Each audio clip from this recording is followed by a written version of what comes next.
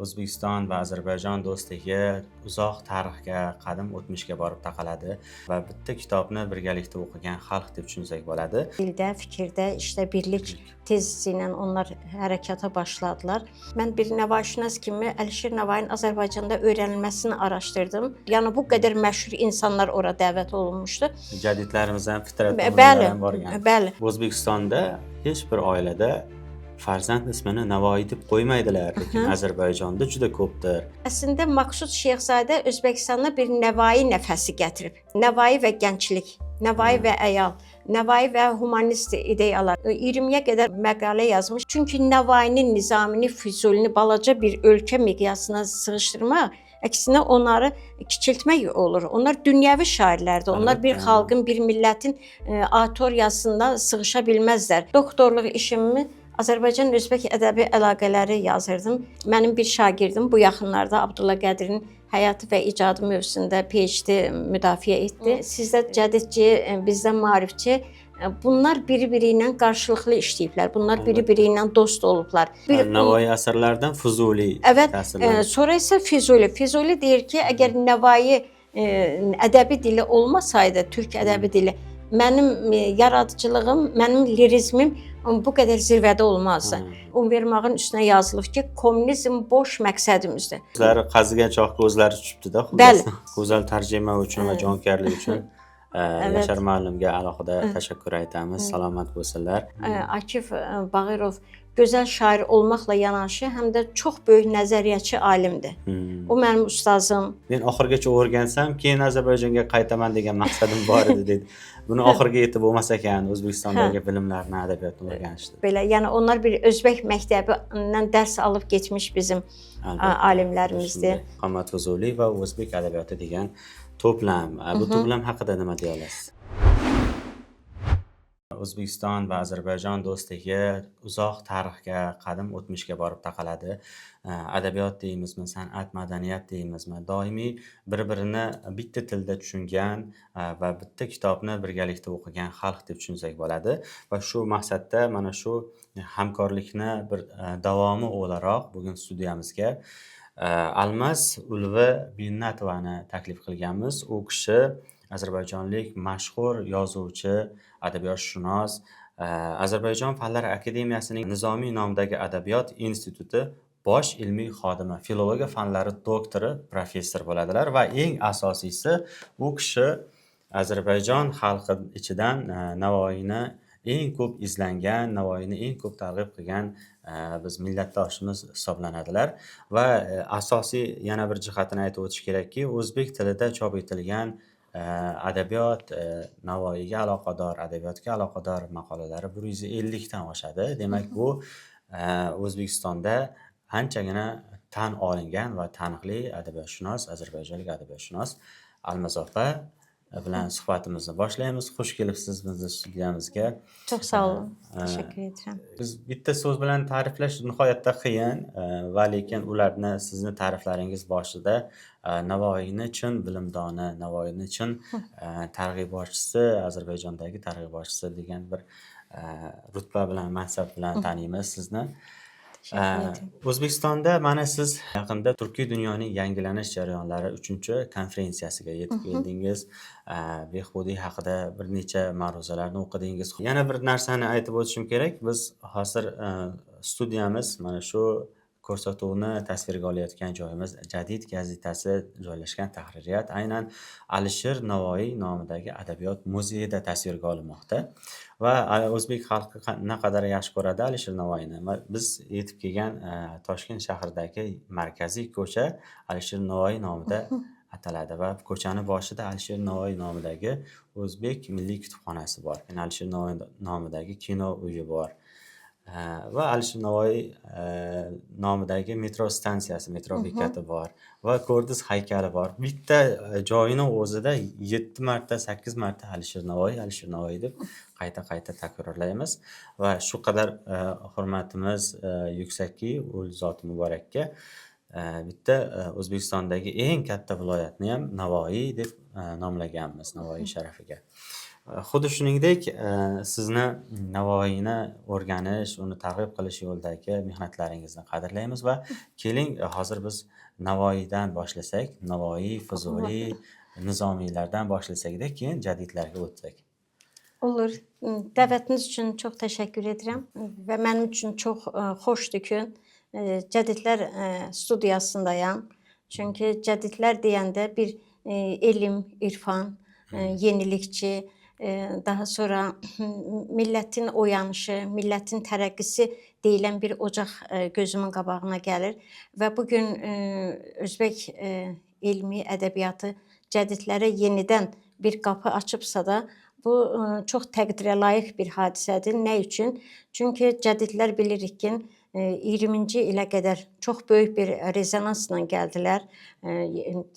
İsmail bəy Qaspiralı'nın dildə, fikirdə, işdə birlik tezisi ilə onlar hərəkata başladılar.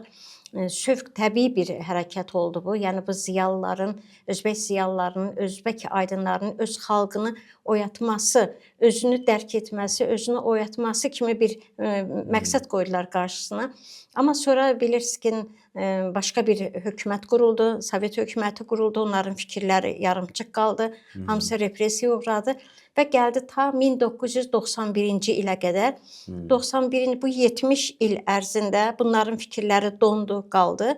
Artıq 91-ci ildən sonra müstəqillik qazandınız. Özbəkistan, eləcə də Azərbaycan öz müstəqilliyini qazandan sonra cədidlərin fikrini davam etdirmək, cədidlərin ideyalarını davam etdirmək, xalqın gələcəyi uğrunda, yeni nəslin tərbiyəsində bunların çox böyük rolu vardı və bu cədidlərin də qarşılarına qoyduqları məqsəd İsmail bəy Qaspiralı'nın dildə, fikirdə, işdə birlik tezisi olsa da, Bizim qəzetəmizdə baş şiarı, bəli görmüşəm və sizin qəzetanızın ilk nömrəsinə də bir təbrik yazmışdım.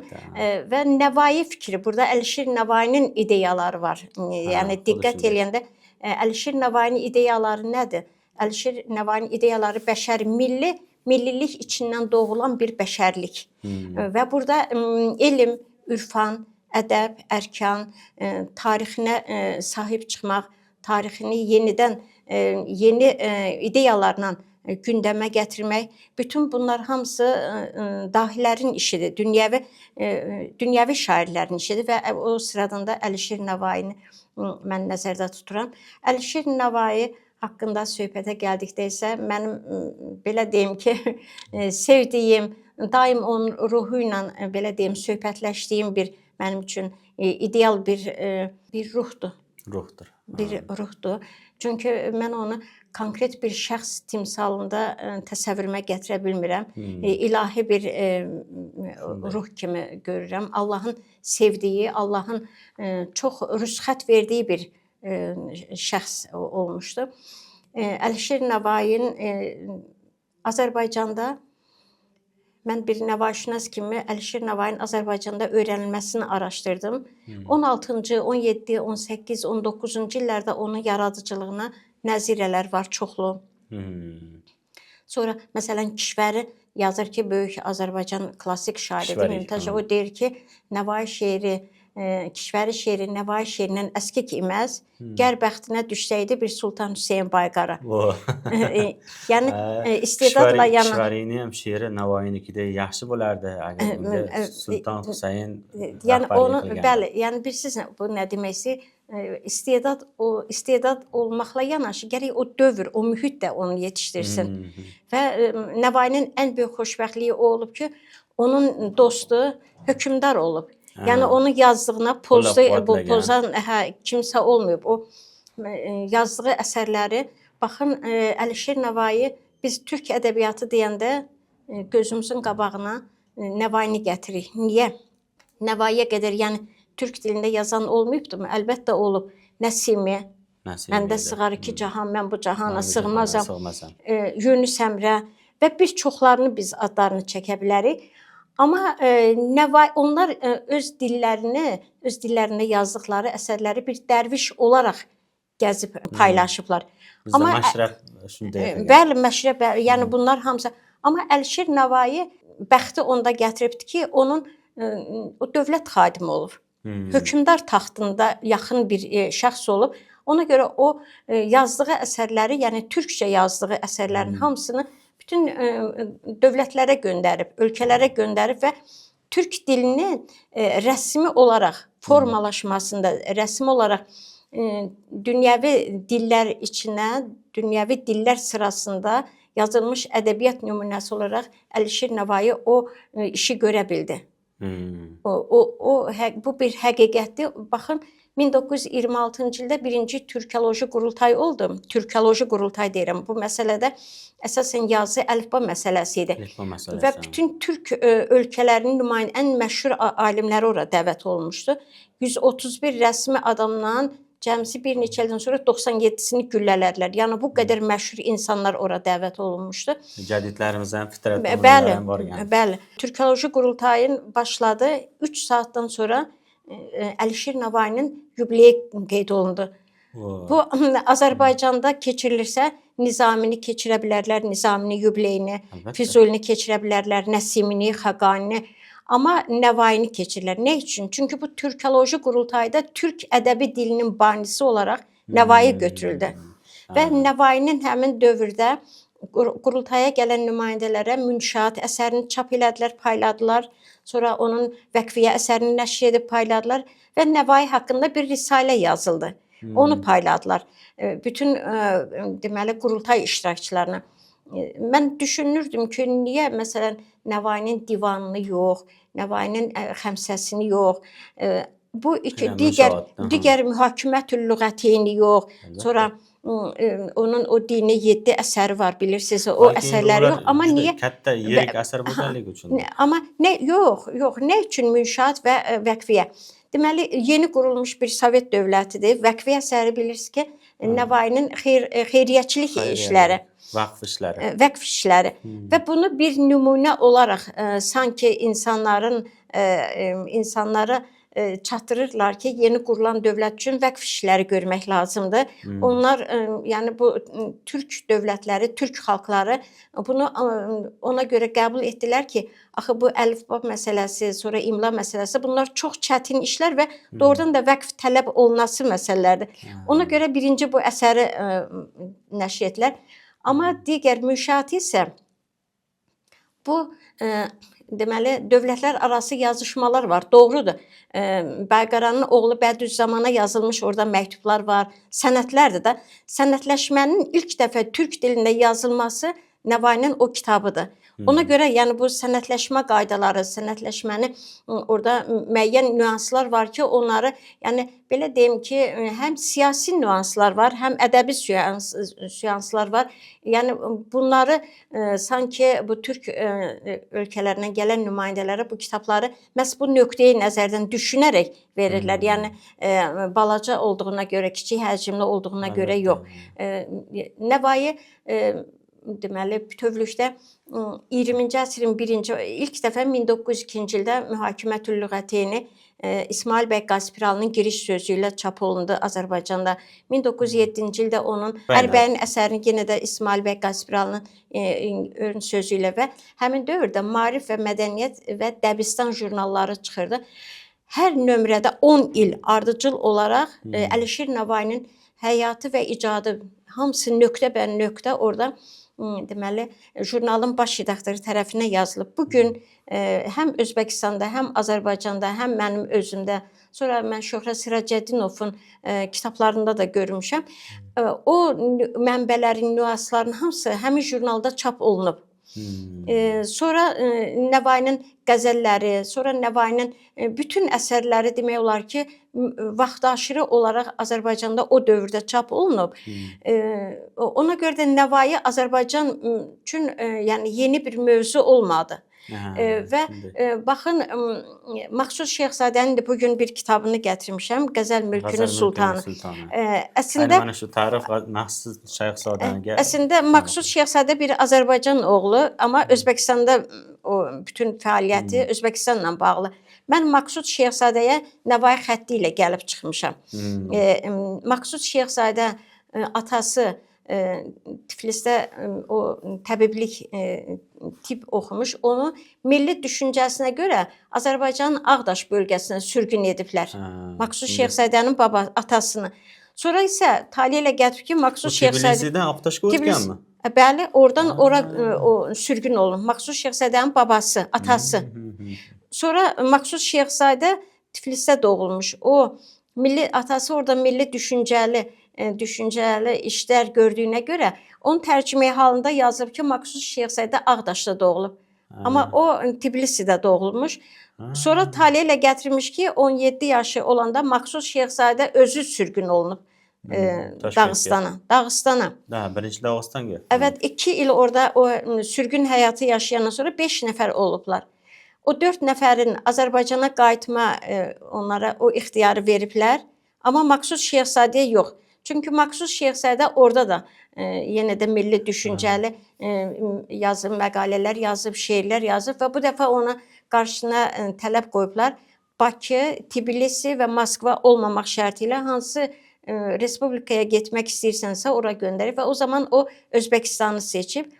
Özbəkistanı niyə seçib? Onun atasının burada yaxşı ziyalı dostu olub.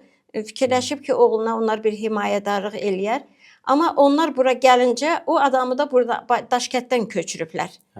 Və Maksud Şeyxzadə burada çox çətinliklə deməli fəaliyyət göstərib və birinci növbədə dili öyrənib. İlk şeirlərindən biri Nəvai haqqındadır və sonra Nəvai əslində mən bu kitabı işləyəndə gördüm ki, əslində Maksud Şeyxzadə Özbəkistana bir Nəvai nəfəsi gətirib. Bir Nəvai havası gətirib. Və silsilə məqalələr yazıb, silsilə araşdırmaları, tədqiqat hamısı, yəni yüksək səviyyəli araşdırma yazılardı. Onun poetika haqqında çox, ustadın sənətxanasında təzad haqqında, tənasüb haqqında çox mükəmməl nəzəri tədqiqatları var.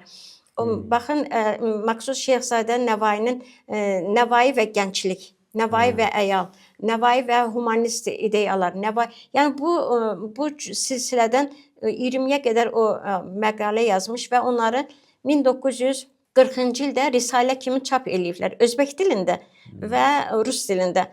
1939-cu ildə SSR hökuməti bir komissiya yaradır. Nizami Gəncəvinin 800 illiyi, Nəvainin isə 500 illiyi yüksək səviyyədə qeyd olunsun. Hər iki respublikada aynı zamanda bütövlükdə SSR miqyasında. Azərbaycandan həmin komissiya Səməd Vurğun başçılıq eləyir, Özbəkistandan isə Aybək. Aybək və orada deməli ilk Səməd Vurğun belə bir çıxış edir ki, mən indiyə qədər elə bilirdim ki, Nəvai Azərbaycan şairidir.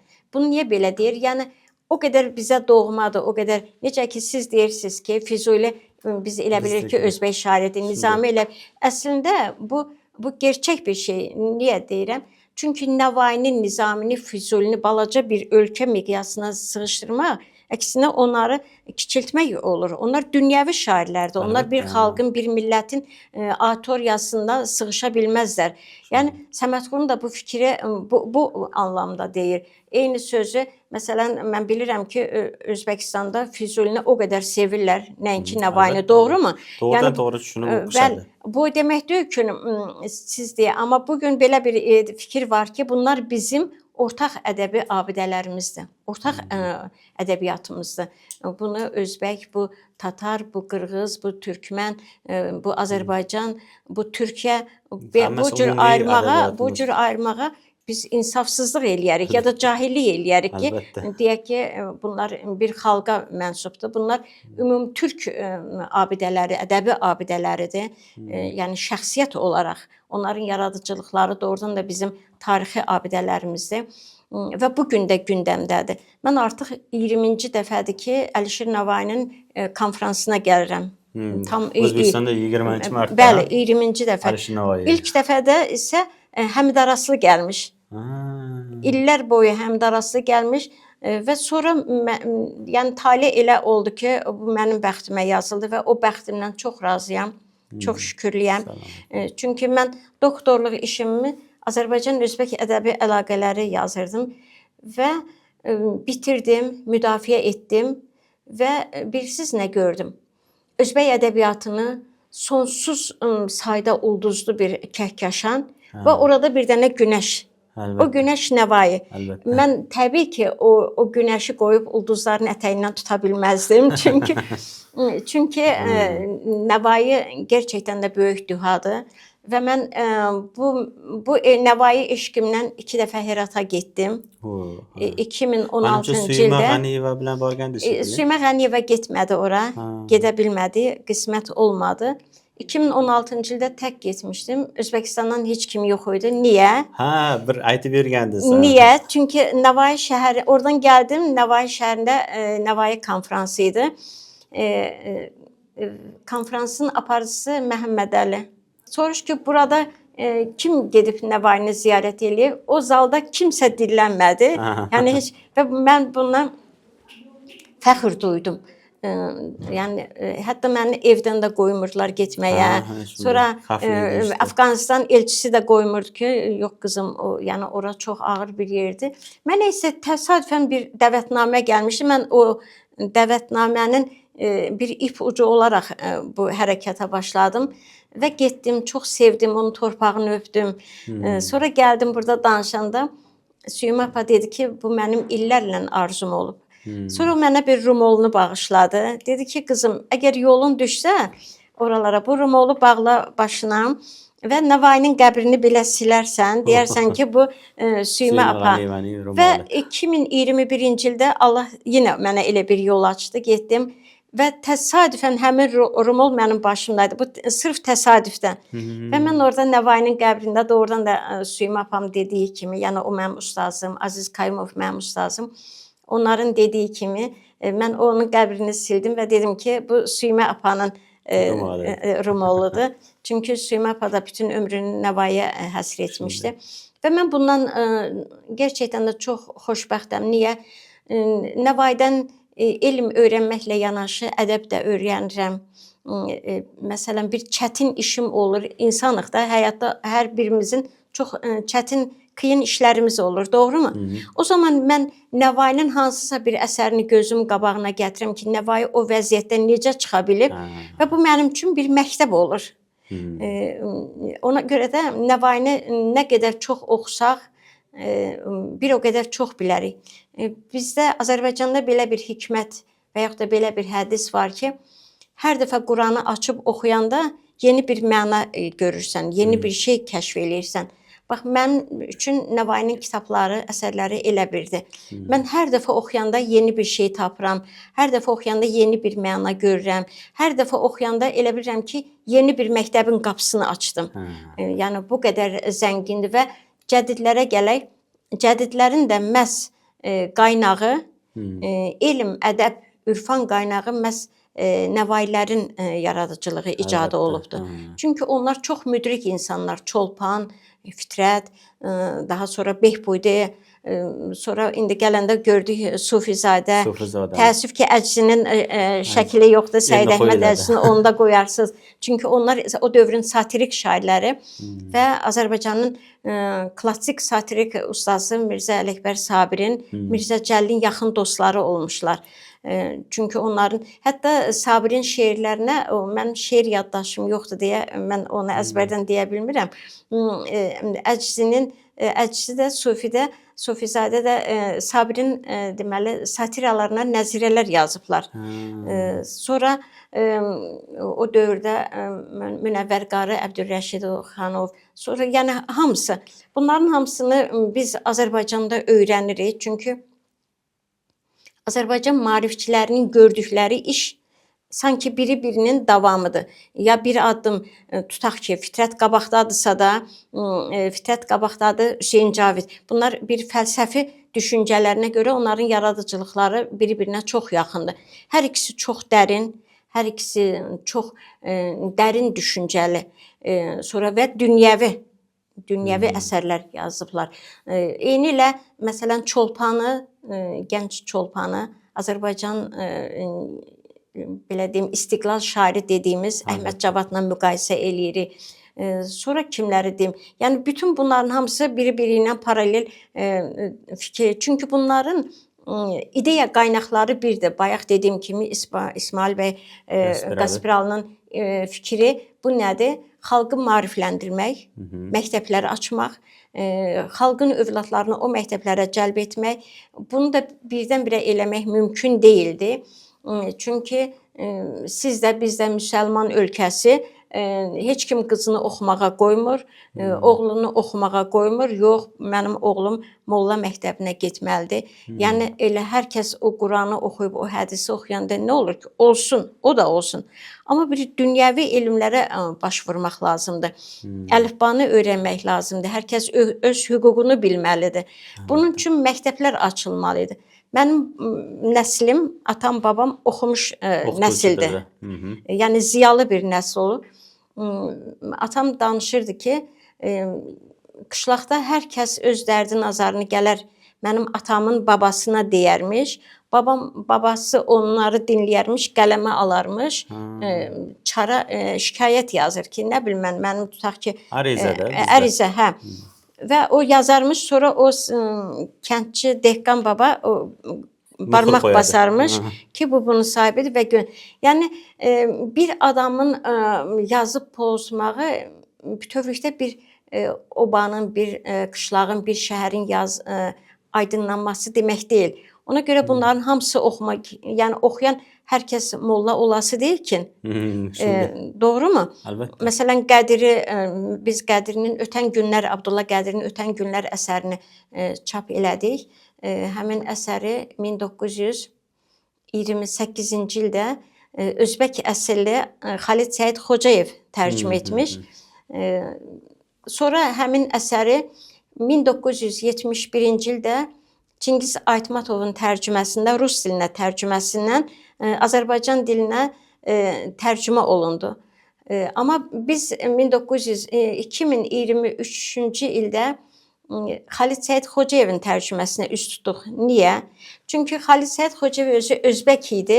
Orada bütün Özbək deməli incəliklərini çox gözəl, Özbək düşüncələrini, Özbək frazeologiyələrini çox gözəl və onları çox gözəl olduğu kimi tərcümə etmiş. Amma Çingiz Aytmatov klassik bir yazıcı, doğrumu? Dövrümüzün. Amma onun ixtiyarı yox idi ki, çünki bu bir sosializm, realizminin prinsiplərindən biri idi ki, bir xalqın əsərini başqa xalqın dilinə çevrilirsə, o hökmən birinci rus dilinə tərcümə olunmalıdır, sonra rus dilindən o dilə tərcümə olunmalıdır. Burada da o milliliyi itirməlidirlər və yeni bir Sovet adamı obrazı yaradıb o cür vermək lazımdır. Biz bunların bu incəlikləri bildiyimizə görə Xalid Səidin tərcüməsini götürdük. Özbəkistandan böyük bir nümayəndə heyəti gəlmişdi o kitabın da təqdimatına. Bahadur Kərim yadımdadır. Sonra onun oğlu, nəvəsi Xandəmir bunlar gəlmişlər və o əsər çox böyük rezonans doğurdu. Mənim bir şagirdim bu yaxınlarda Abdullah Qədirin həyatı və icadı mövzusunda PhD müdafiə etdi. Sonra Xalid Səidin başqa bir kitabını biz yenə də bunlar əslində cədidlərdir. Əlbəttə. Bunlar cədidlərdir. Xalid Səid çox böyük işlər görmüş. O dövrdə o İstanbulda təhsil almış. Azərbaycandan Səməd Ağamalı oğlu ilə eyni İstanbul Dövlət Universitetində, Darülfünündə oxumuşlar. Sonra Səməd Ağamalı oğlu Azərbaycanda baş vəzir olmuş və SSR dövlətindən rəsmi bir məktub gəlmiş ki, türkoloji qurultay keçirin. Bunlar isə sevincək belə bir qurultay üçün hazırlıqlar görmüş və Səməd Ağamalı oğlu İstanbulda onda təhsil almış Xalid Səid Xocayevi dəvət etmiş. Xalid Səid Xocayev isə Özbəkistanda yüksək vəzifədə imiş, Təhsil Nazirliyində, yəni yüksək vəzifədə olur. Amma buna baxmayaraq o dostunun təklifini qəbul edir, gəlir Bakıya. 2 il ərzində birinci türkoloji qurultayı başa gətirirlər və sonra onun memarı, biz 2019-cu ildə həmin memarı deməli Həmidullah Baltabayevlə birgə Özbəkistanda çap elədi. Həmidullah Baltabayev özbəkcə onun deyəsən oğlu tərcümə etmişdi özbək dilinə.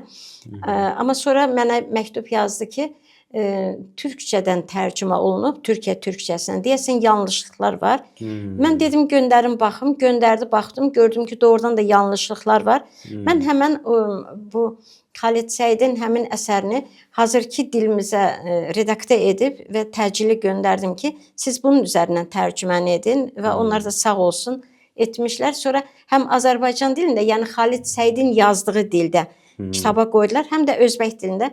Amma sonra 2023-cü ildə biz onu ayrıca əlahədə çap etdik və onun qızı Kanadada yaşayır, Bəhicə xanım.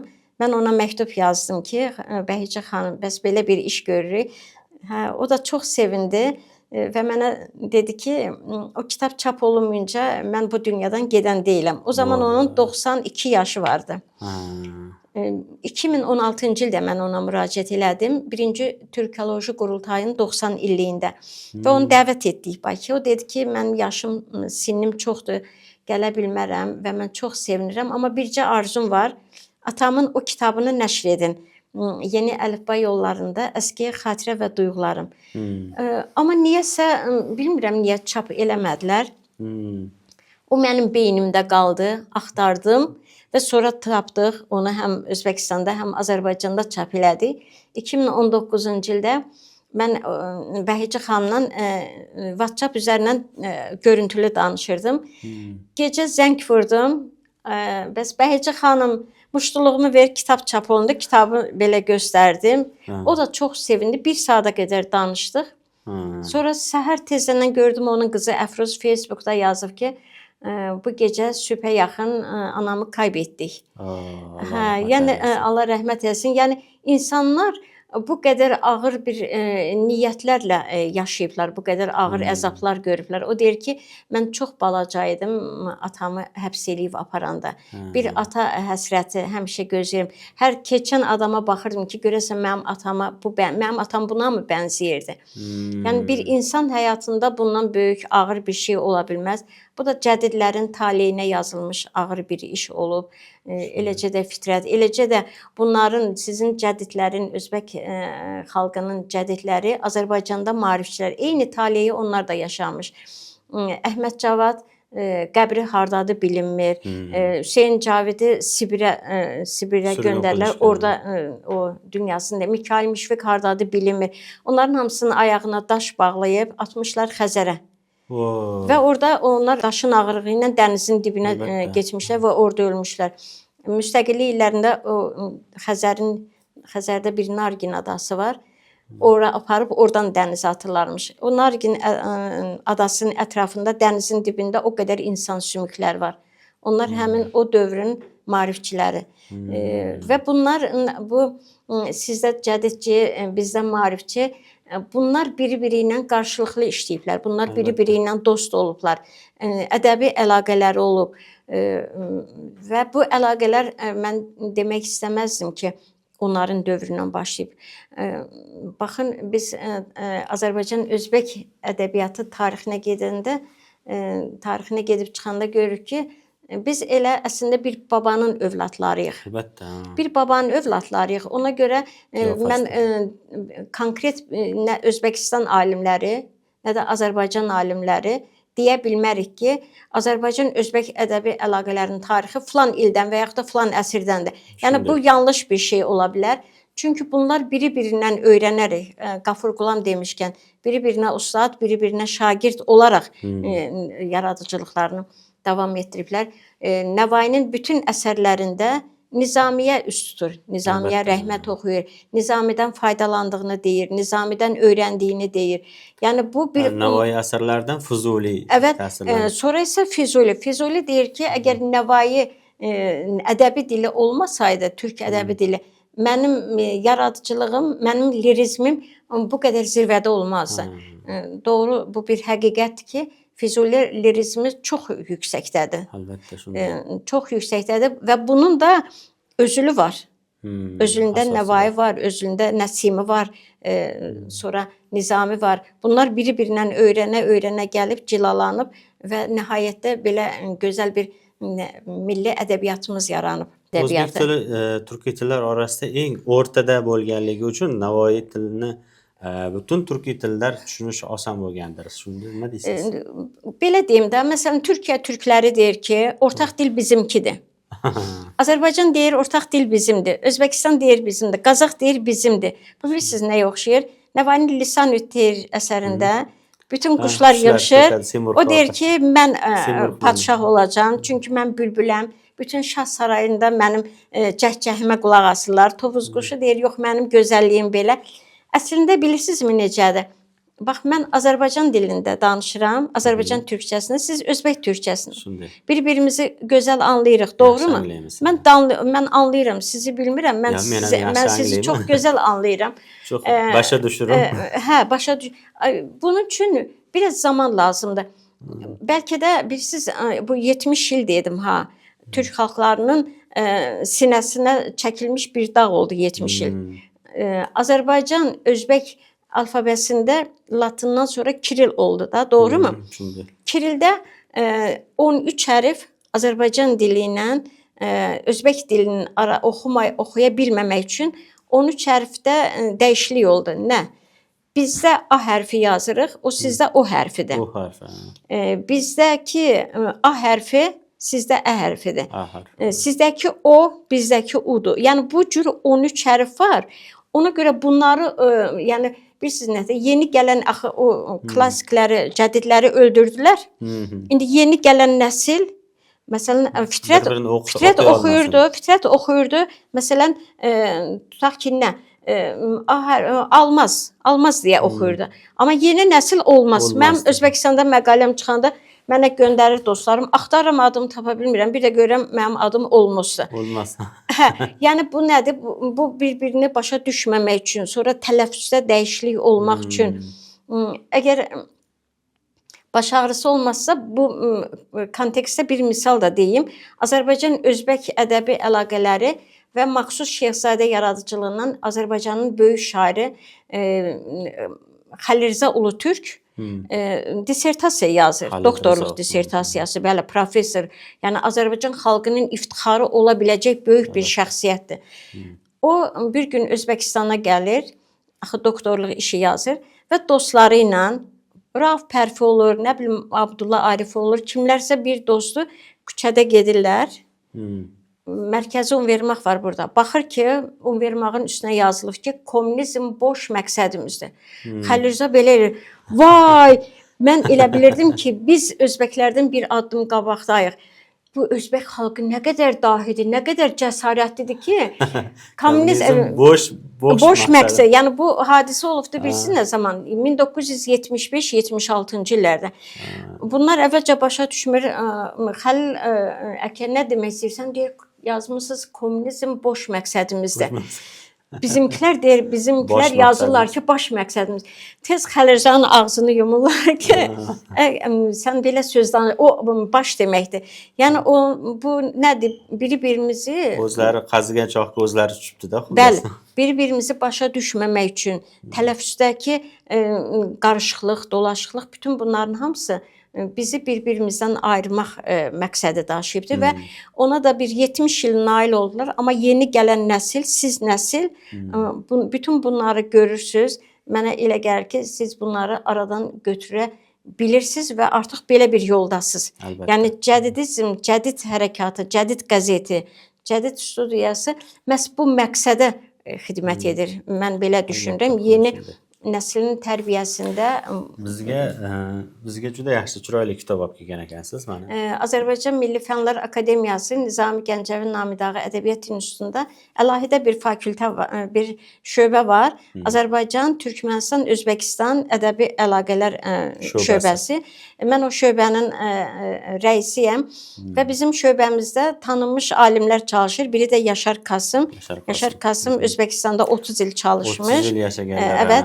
Və Türkistan Fitrətin kitabını çap etmək belə bir biz mesaj alanda o onun Türkistanla bağlı əsərlərini tərcümə etdi və onların içindən seçərək bir Türkistan Harayı ismi koydu. Türkistan Evet. Özbəkistandan bir nəfər mənə yazdı ki, xanım deyir, mən axtardım, Fitrətin bütün əsərlərini axtardım. Orada Türkistan Harayı adlı onun bir şeirini görmədim. Mən dedim ki, onun Türkistanla bağlı olan şeirlərdir və onun içindən o belə bir rəmzi bir ad seçildi. Yurt qayğısı toplamından alıngan Evet. ko'pchilik Sonra bu she'rlar. kitaba mən bir sözbaşı yazdım. Abdurrahim Fitrət sözbaşı biz onu axırda verdik və Azərbaycan Türk Xalqları Mədəniyyəti və İrsi Fondu tərcümə çap elədi.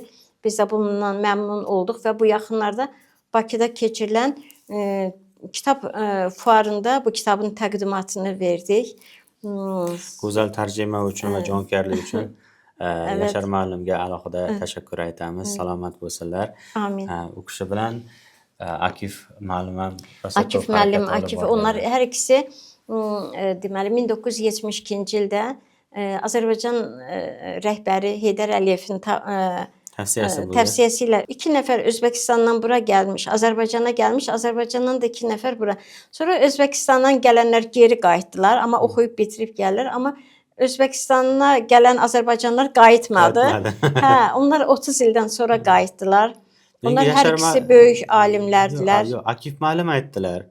Akif muallim aytdilar-ki, meni yuborgandilar, men kelib o'rgandim, ko'rdim. Men shunaqa holatga keldimki, hali oxirigacha o'rgana olmadim. Men oxirigacha o'rgansam, keyin Ozarbayjonga qaytaman degan maqsadim bor edi dedi. Buni oxiriga yetib bo'lmas ekan, O'zbekistondagi bilimlarni, adabiyotni o'rganishdi. Və ona görə də Akif Azalov, Akif Bağırov hələ də Özbəkistan qeydiyyatındadır. O çıxmır. Hələ də yəni bütöv həyatın burada onun bir könül sevdası qalıb, yəni elm sevdası. Ona görə o ondan vaz keçə bilmir. Hər gün Özbəkistanla yaşayır, hər gün buranın görürsüz onun çox gözəl şeirlər var. Özbək Kəliyatır tarixi. Bəli, o gün mən bir jurnalın üz qabığında gördüm onu. Yəni bunlar çox böyük işlər görürlər. Akif Bağırov gözəl şair olmaqla yanaşı, həm də çox böyük nəzəriyyəçi alimdir. O mənim ustazlarımdan biri. Bir şey olanda mən həmən telefon açıram, Akif müəllim, filan məsələ necə ola bilər? O isə mənə çox gözəl şərh verir, izah verir və mən bundan faydalanıram. Belə, yəni onlar bir Özbək məktəbindən dərs alıb getmiş bizim alimlərimizdir. Və bizni Jadid gazetasi kutubxonasiga yana bir durdona asar taqdim etilmoqda. Muhammad Fuzuli va O'zbek adabiyoti degan to'plam. Bu to'plam haqida nima deya olasiz? Ötən il deməli Azərbaycanda Füzuli ili elan olundu. Məhəmməd Süleymanoğlu Füzuli ili elan olundu. O zaman hər kəs bir mövzuda yazdı və mən Məhəmməd Füzuli və Özbək ədəbiyyatı bir məqaləm, o mənim doktorluq işimdə də var idi. Onu biraz genişləndirdim.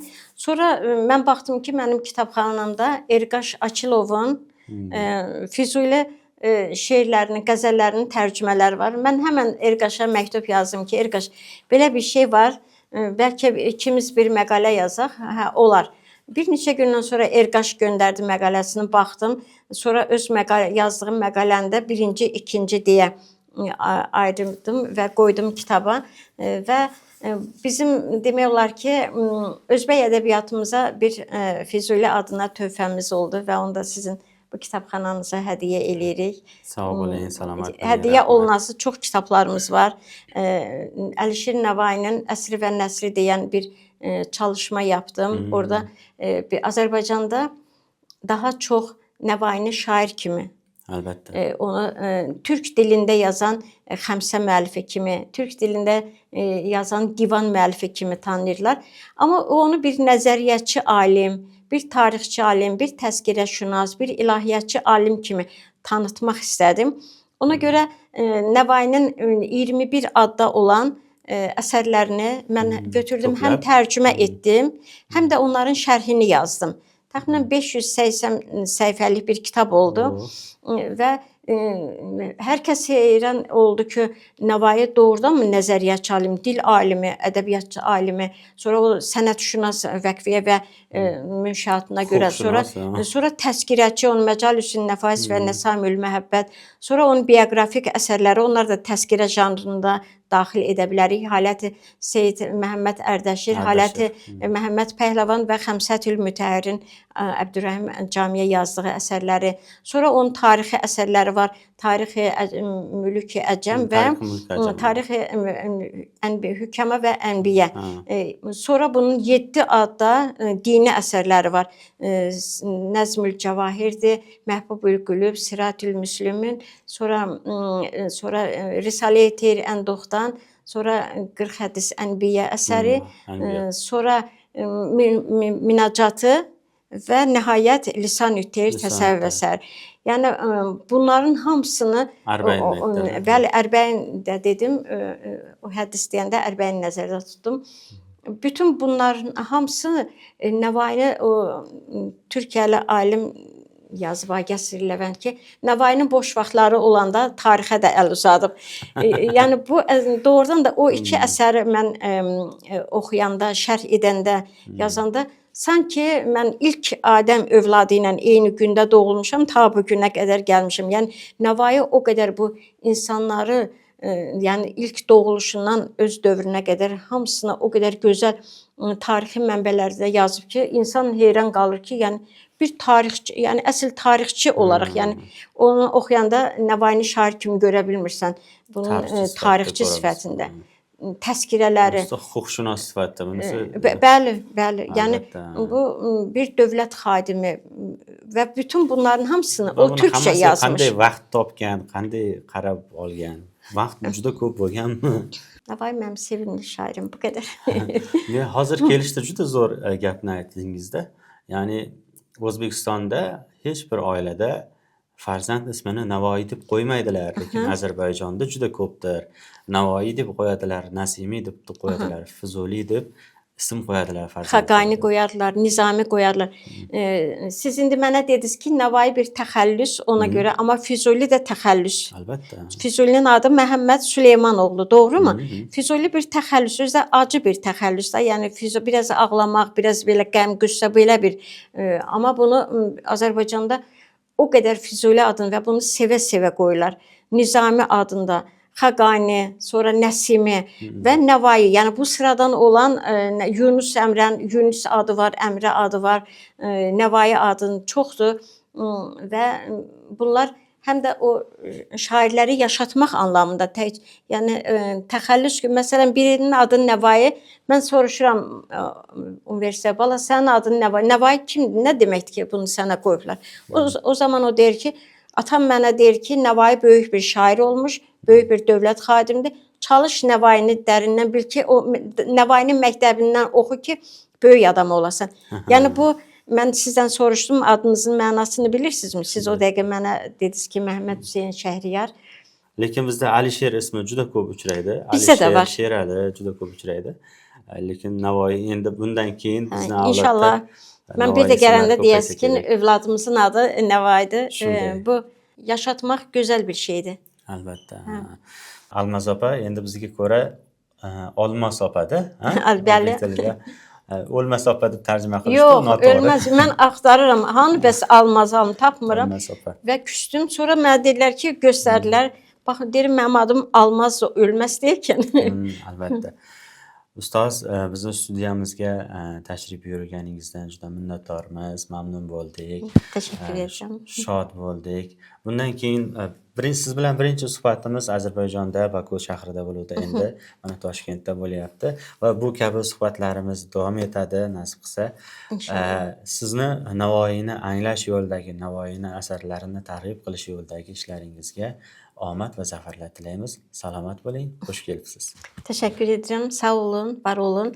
Və geri gəlmişkən deyim ki, bizim ədəbiyyat dostluğumuzla yanaşı bir dövlətlər arası dostluğumuz da var. Son 10 gündə ya 2 həftə ərzində bizim prezidentlərimiz 3 dəfə görüşdü. Xankəndində, Qəbələdə, Düşənbədə. Yəni bu dostluqlarımız bütün siyasi, bu mənim fikrimdir, bütün siyasi məsələlər ədəbiyyat stolunun arxasında. Əlbəttə, əlbəttə. Bu qədər. Birinci ədəbiyyat yürədi ki, başqa arxasında. Dostluğumuz davamlı olsun. Allah hər ikimizin dövlətimizə və bütövlükdə Türk dünyasında əmin-amanlıq olsun, abadlıq olsun. Balalarımız xoş gün görsün, elmli olsunlar. öz elmi ilə bütün dünyanı fəth edə bilsinlər. Albatta. Turk elləri birlashayotgani rost bo'lsin. Salomat Amin. bo'ling. Rahmat. Sağ olun.